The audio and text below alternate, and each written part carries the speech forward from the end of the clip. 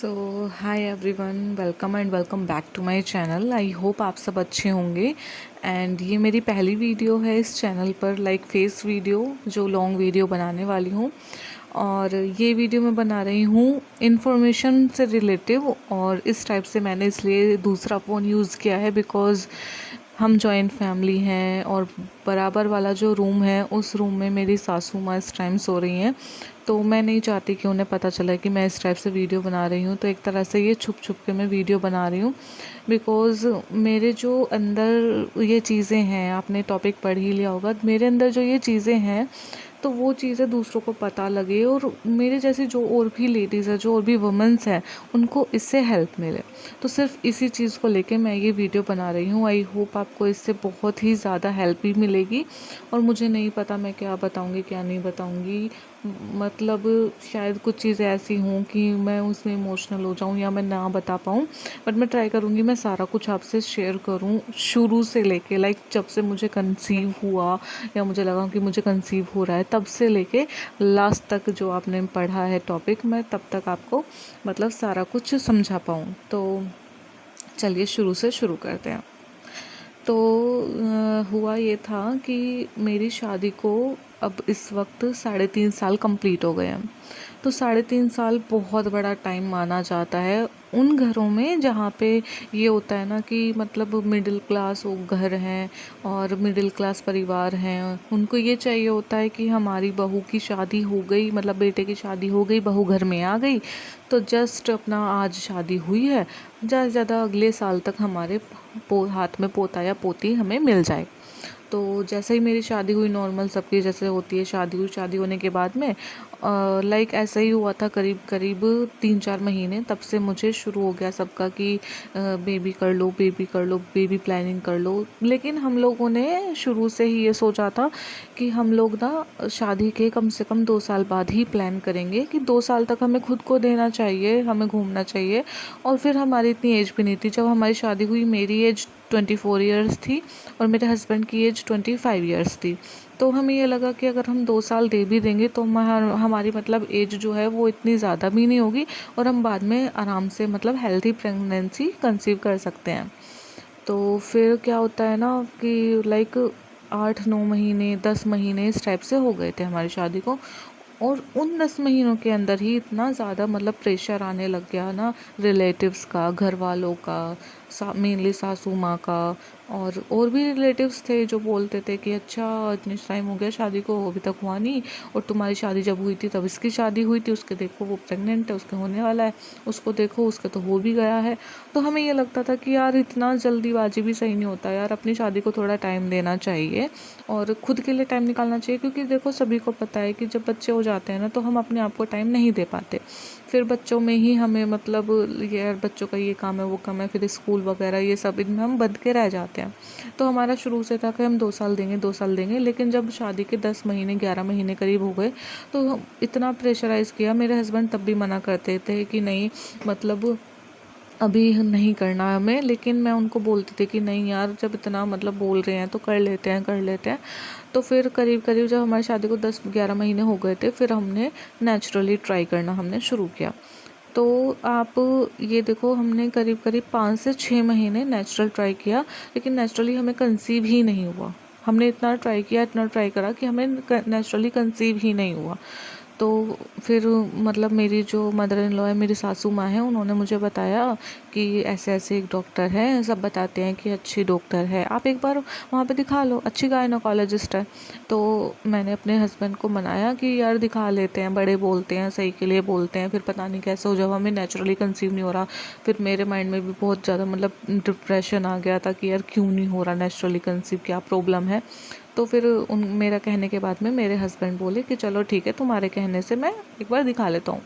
तो वहाँ पे हम गए, विज़िट करा डॉक्टर के यहाँ पे। तो पहले तो डॉक्टर ने बोला तुम एक काम करो, तो वहाँ पे नॉर्मल सी कुछ टेस्ट लिखे थे उन्होंने कि ये मतलब टेस्ट वगैरह हैं, जैसे थायराइड के थे और भी थे टेस्ट वगैरह, कि आप वो टेस्ट वगैरह करो और इनकी मुझे रिपोर्ट्स ला के दो कल, फिर उसके बेसिस में मैं आपको मेडिसिन दूँगी।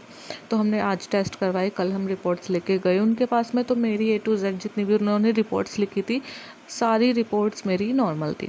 तो उन्होंने मुझसे बोला कि मैं तुम्हें अभी 1 मंथ की दवाई दे रही हूँ और अगर आपको इस 1 मंथ की दवाई में कंसीव हो जाता है तो वेल एंड गुड है, बट अगर आपको कंसीव नहीं होता है ना, बट आपको अगर कंसीव नहीं होता है तो हम सबसे पहले तो आपके हस्बैंड का भी टेस्ट करेंगे। सेकेंडली एक ना HSG टेस्ट होता है, वो भाई बहुत ज़्यादा पेनफुल टेस्ट होता है वो।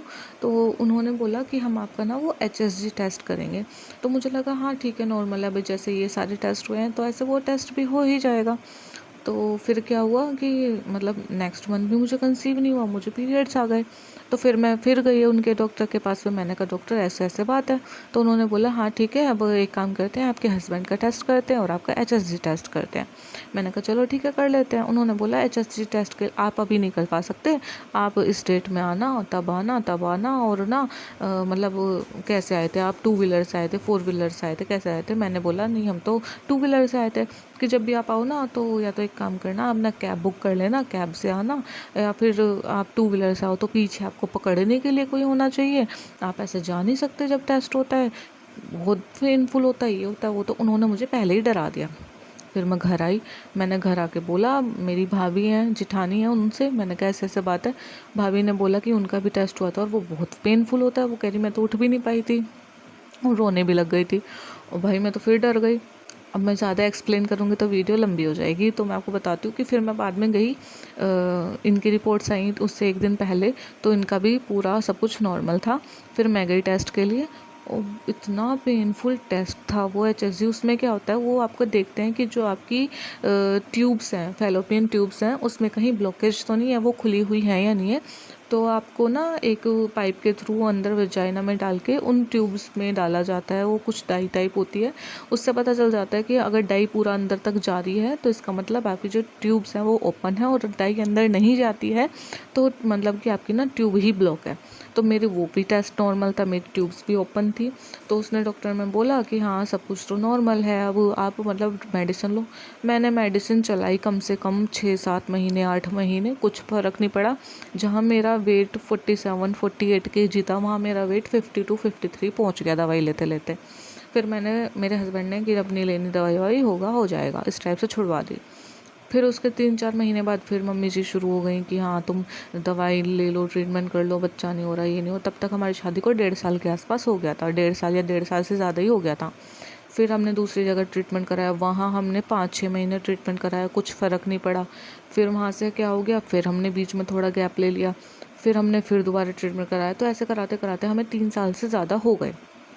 फिर एक दिन क्या होता है ना कि जब मैंने ट्रीटमेंट सब कुछ छोड़ दिया कि अब मैं करूँगी ही नहीं ट्रीटमेंट, और अब कम से कम नहीं तो कम से कम मुझे 6 महीने का गैप प्रॉपर चाहिए अपनी बॉडी को हील करने के लिए, तो फिर मैंने छोड़ दिया। तो जब मैंने दवाई छोड़ी फ़ैब में, यही 2025 के फ़ैब में मैंने दवाई छोड़ दी, तो मुझे ना मार्च में, नहीं अप्रैल में लास्ट में मेरी डेट थी, आनी थी, तो वो आई नहीं, 1-2 दिन मिस हो गए। तो मुझे ये हुआ, मैंने कहा यार 1-2 दिन ही तो हुए हैं, क्या पता ऐसे ही मिस हो गए हों। तो जब तीसरा दिन था तो मैंने ना अपने हस्बैंड से छुप के, मेरे पास टेस्ट वगैरह किट जो है होती हैं वो रखी रहती हैं, तो छुप के मैंने टेस्ट करा। तो उसमें क्या देखा मैंने कि फेंट लाइन आई, मतलब वो सेकेंड लाइन आई थी बट वो फेंट थी।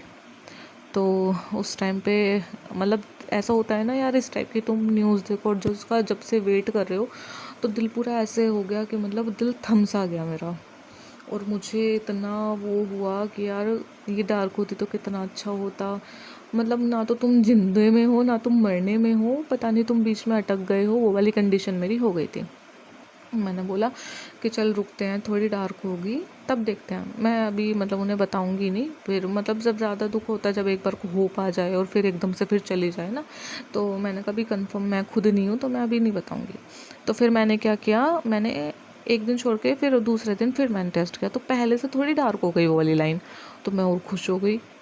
फिर मैंने बता दिया अपने हस्बैंड को कि देखो मैंने ये पहले की थी, ये हल्की थी, उसके बाद ये की है, ये डार्क आई थी। तो मेरे हस्बैंड ने बोला कि तुम एक काम करो, तुम ना 7th डे फिर से करना, तो वो अच्छी खासी डार्क आ गई। तो हम कंफर्म थे कि हाँ अब हम प्रेग्नेंट हैं, और मैं बहुत खुश थी। तो मैंने तब तक घर में किसी को बताया नहीं था। तब मैंने फिर अपनी सासू माँ को बताया। अब आपको लगेगा जब इतना सब कुछ सही चल रहा है फिर कैसे हो गया, क्या हो गया, अभी आप बने रहिए वीडियो में, आपको पता चल जाएगा। फिर क्या होता है ना फिर 7 डे मैंने 7 डे मैंने टेस्ट किया। 7 डे टेस्ट करने के बाद में हम बहुत खुश थे। तो मेरे हस्बैंड ने बोला कि हम ना टाइम वेस्ट नहीं करते और ना कोई रिस्क लेते हैं कि किसी मतलब ऐसे ही बेकार डॉक्टर को दिखा लें। हम क्या करते हैं, हम ना किसी अच्छे डॉक्टर को दिखा लेते हैं। मैंने कहा चलो ठीक है दिखाते हैं। तो हमारे ना थोड़े घर से मतलब ये मान लो 15 मिनट की दूर पे अच्छे अच्छे हॉस्पिटल्स हैं, अच्छे डॉक्टर्स हैं, गायनोकोलॉजिस्ट हैं।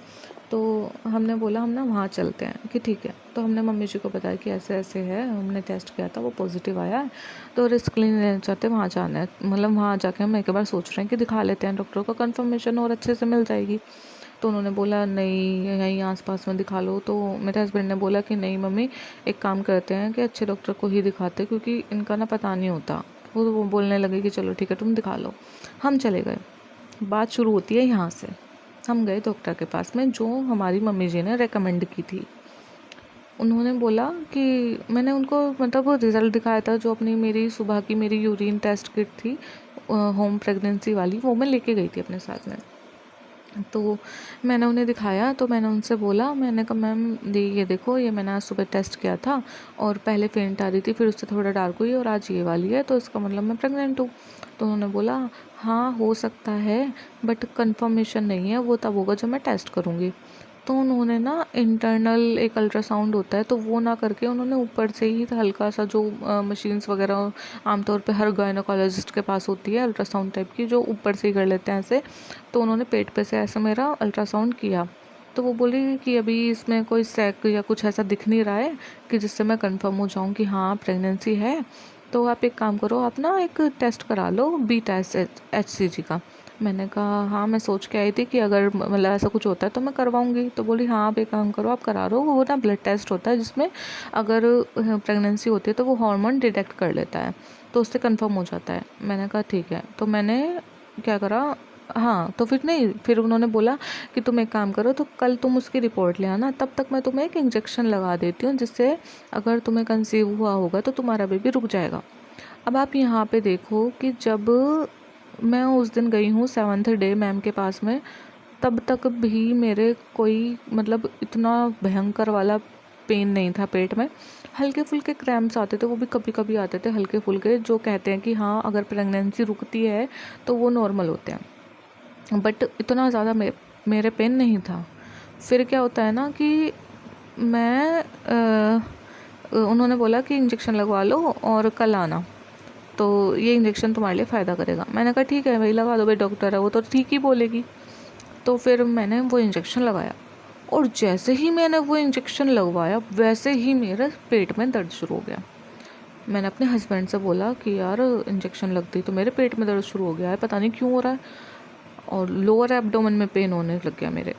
मैं डर भी गई, मुझे सच में ऐसा लग रहा अब पीरियड आए अब पीरियड आए, ऐसा दर्द हो रहा था मेरा। तो मेरे हस्बैंड बोले कि नहीं तुम्हें लग रहा होगा, इंजेक्शन लगाया है ना तो उसकी वजह से लग रहा होगा। मैंने कहा नहीं यार दर्द ज़्यादा हो रहा है। फिर हमने क्या करा, हमने अपना ब्लड टेस्ट वगैरह करवाया और हम घर आ गए। तो ब्लड टेस्ट जिनसे कराया था वो हमारे नॉन में थे, तो उन्होंने बोला मैं 5 बजे तक आपको फ़ोन पे ही आपकी रिपोर्ट भेज दूँगा। मैंने कहा ठीक है। और हम लोग 3 बजे घर आ गए थे और 4 बजे मुझे हो गए पीरियड।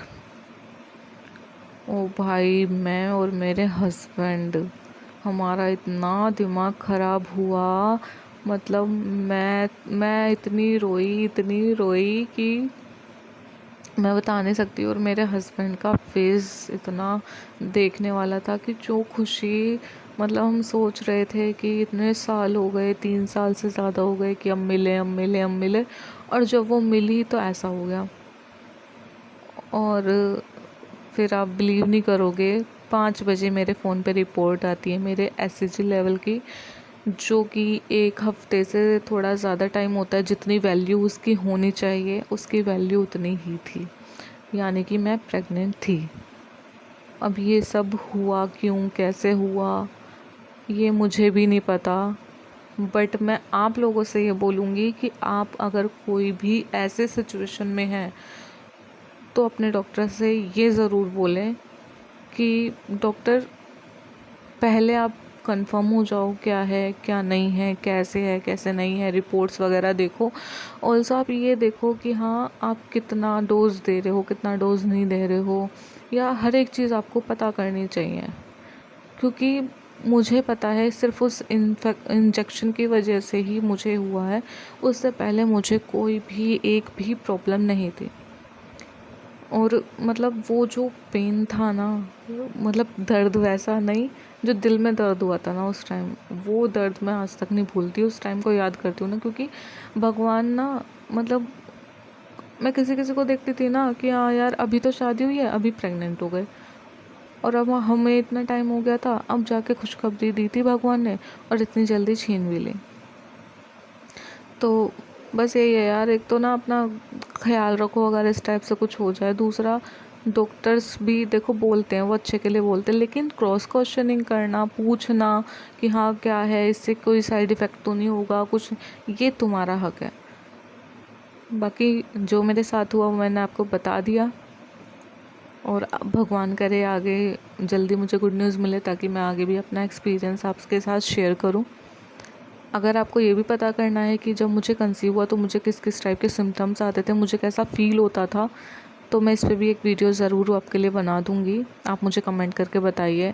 ऑल्सो मुझे इतना प्यार दीजिए, इतना प्यार दीजिए, अपना दुआ दीजिए कि मैं जल्दी से जल्दी आपके लिए पॉजिटिव एक मतलब प्रेगनेंसी की वीडियो बनाऊं, जो मुझे मेरे हाथों में मेरा बेबी दे दे। और मैं दुआ करूँगी कि जिनके भी बेबी नहीं है उनको भी बेबी हो जाए।